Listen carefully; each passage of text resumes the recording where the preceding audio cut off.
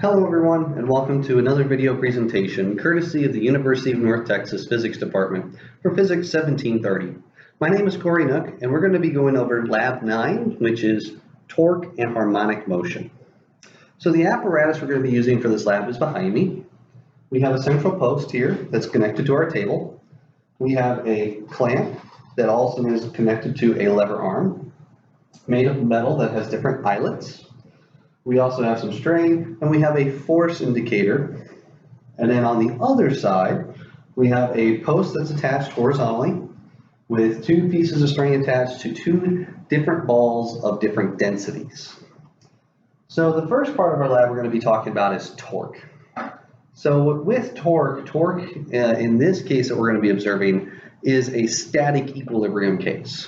So with static equilibrium, we have to remember that the sum of all forces and the sum of all torques have to equal 0.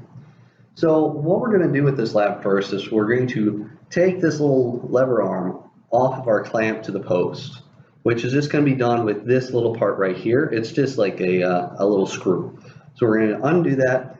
You'll measure the whole length of this bar.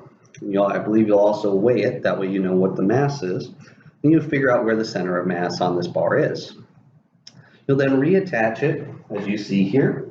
And you'll put different weights on eyelets 4, 3, and 2. We shortened this up a little bit to consider for the two different parts of this lab. Well, whenever that you put your weights on, in this case, you can hopefully see that we have 700 because we've got a 500 gram mass and 200 gram mass attached. That when you actually have this mass on here, you have to adjust where your post is or where the lever arm is to help make sure that you're at a complete 90-degree angle. The reason why we're doing this is because if we remember, torque is equal to R cross F, which is also equal to RF sine theta because the radial direction and vector and the force are both vectors as well. And we're assuming in this case, whenever we're doing our calculations, that the radial direction and the force make a 90-degree angle with each other.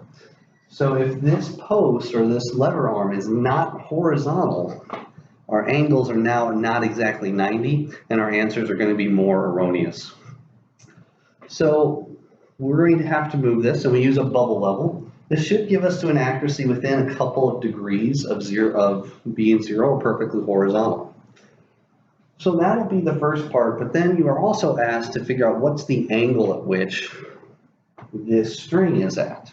And it says to reference off of the eyelet above that you'll see here, this eyelet right here.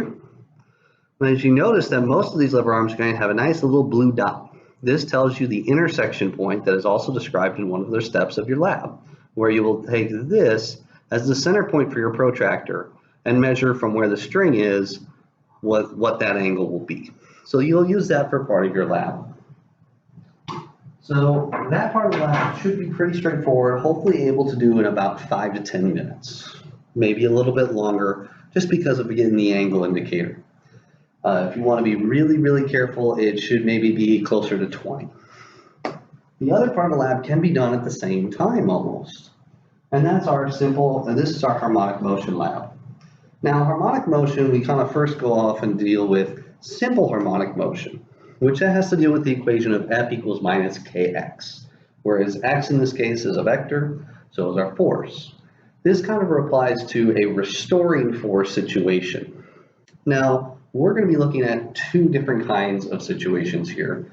We're going to be first looking at the simple harmonic motion for a small angle approximation, and we're also going to be looking for a non-small angle approximation. Now remember, harmonic motion and simple harmonic motion are same but slightly different. Simple harmonic motion can only be described by a sine function or a cosine function. It has to be a sinusoidal. It has to be that shape. Whereas harmonic motion can be described such as, let's say, a triangle wave, a square wave, or some random pattern, as long as that random pattern repeats at a constant interval. That's the big difference between those two kinds of motion. So now with this lab, you'll have a timer that we'll give you on your workstation.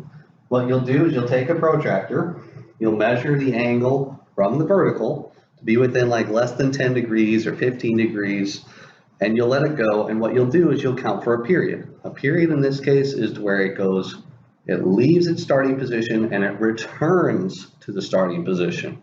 You can almost think of this like a lap in swimming, where you go, you start, you drive off the box, you go down to the one in the pool, and you come back. That's a full lap. So here we'll do the same thing. We'll start this, we'll count for 10 cycles, then we'll divide the total time we get on our timer to get what is the time for one cycle or one period. And we'll look at that for just one different length. We'll also look at it for different masses or different densities. And then we'll also change the length as well in order to get the first part of the experiment. The second part of the experiment, what we're going to need to do is we're going to actually take it at a larger angle and see how well does a small angle approximation give a good value versus having to look at the entire expansion about that initial small angle approximation. Well, other than that, I don't think there's anything else to this lab. Just remember, be careful of your units. And thank you for paying attention and for watching this video, and have a wonderful day.